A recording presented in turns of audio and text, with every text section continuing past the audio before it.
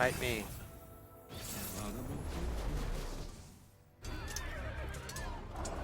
That's your mount? She looked bigger in the photos. I just got a legendary.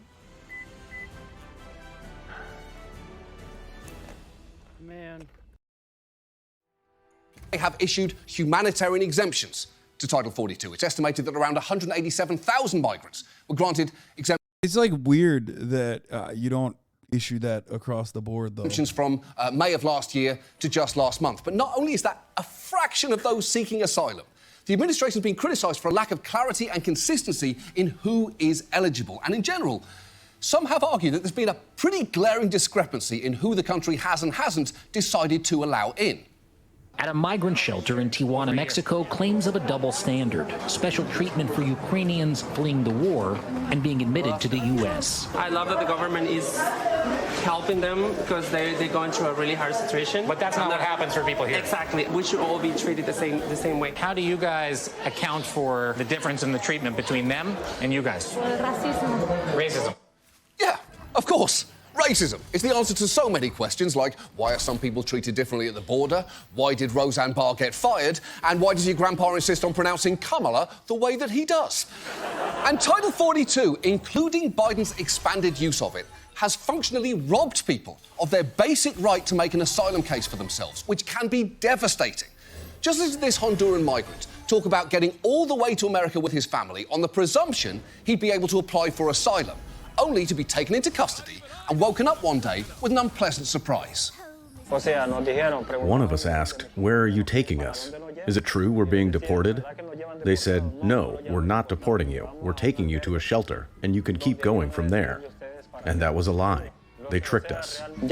When we got off the bus, we saw the sign that said Tijuana, Baja California. That's when we realized we'd been sent back. So you didn't realize until you were already in Mexico? Right, once we were already here. Look, that is clearly not how immigration policy should work. Under no circumstances should people on a bus be lied to about where it's going, unless, that is, it's a bachelorette party bus and they're demanding to be taken to another bar even though one of them already threw up on a pigeon. In that case, and that case alone, you say, sure, you swing by CVS for some Pedialyte and you take them back to their Airbnb. And because many migrants can't return to the country that they were fleeing, they wind up stuck on our southern border or trying repeatedly to get back into the country, often at their own peril.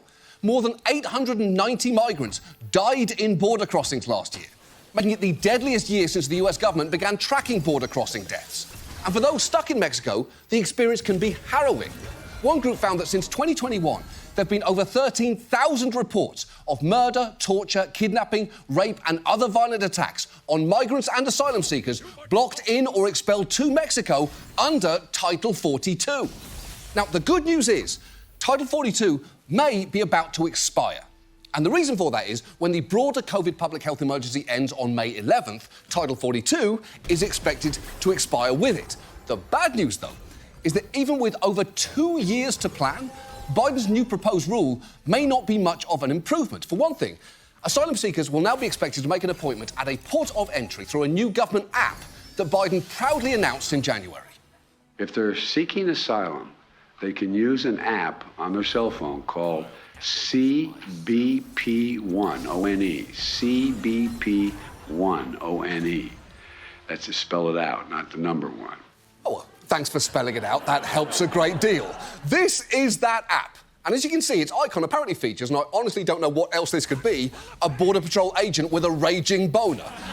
It has been in use since January as a way for people to request exemptions to Title 42, and the early results aren't great. Every morning at 9 a.m., women frantically try to refresh the government app, hoping to get an appointment to enter the U.S. We watch with Karina Braceda, who runs the shelter. By 9:05, all the appointments and hope were gone. It's lottery with people's lives, with people's families, with people's livelihoods, with people's well-being. That is horrible.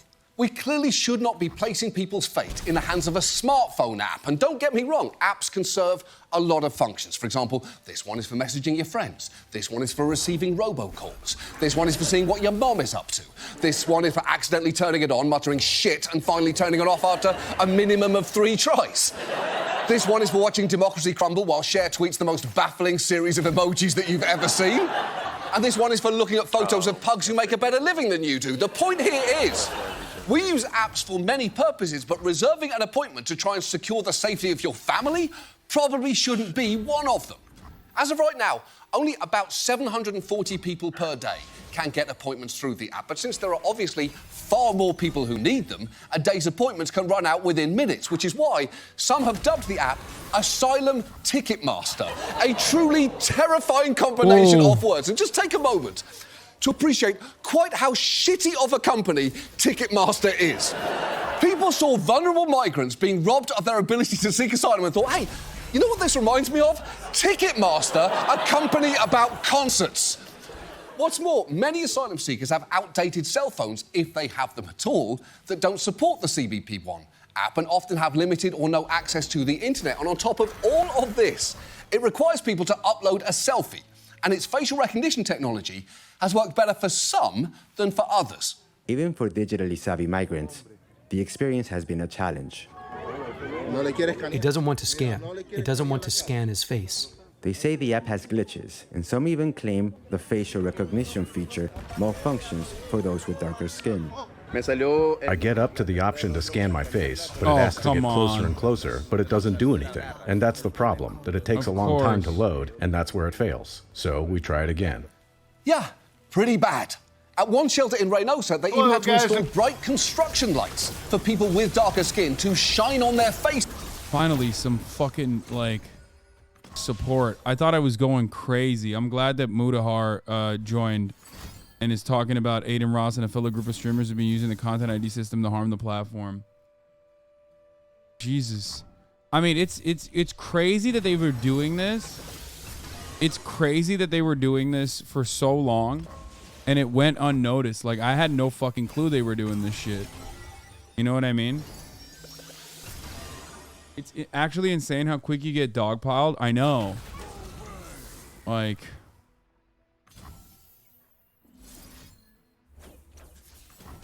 Actman is like on board too. I saw.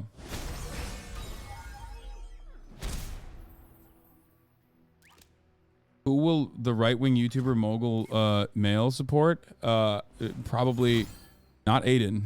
Like, the only people that will come out and like say wishy-washy shit that like kind of is in support of Aiden are going to be Twitch streamers who think that like the audience actually great. The broader majority of people fucking hate me because they see it in their chats.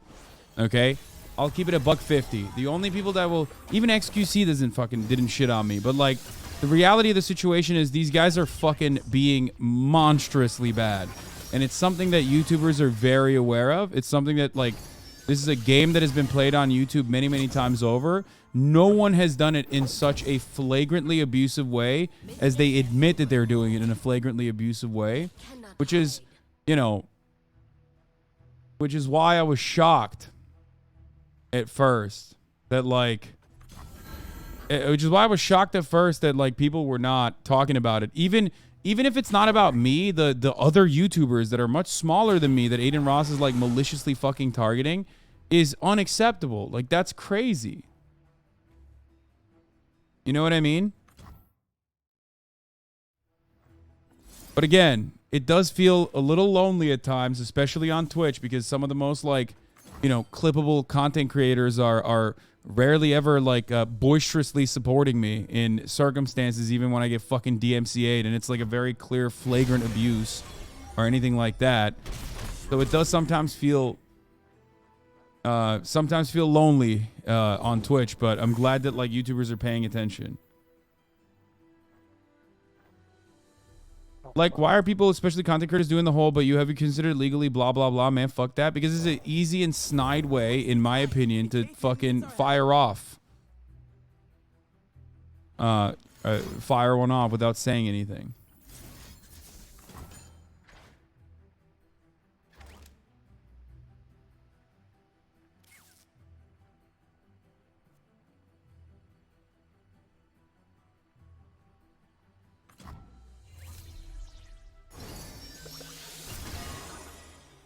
know what I mean?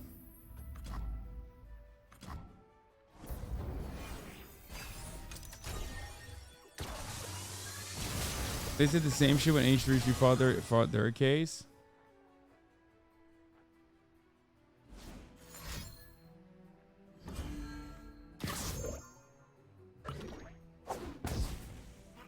Is it possible you're wrong and should consult a lawyer? What do you mean? Wrong on what grounds? I've been DMCA'd. If they fucking take it, they take it. There's no like, what are you talking about? It's also just, it's not just me. You understand that, right? Like what Aiden did is completely fucked up. Everyone, even if they're like, well, technically he has the right to do it. Everyone understands what he did is completely fucked up. You get that, right? Like I've yet to hear from a single person, even if they're like wishy-washy on it and they're like, well, he has the legal grounds to do so. I've yet to hear from a single person going, yeah, actually, what Aiden is doing is completely in the right, except for like, 14-year-old Aiden dick riders. You know what I mean? But it's not even just about myself. It's not even about myself. Yes. Okay? Because the myself part of the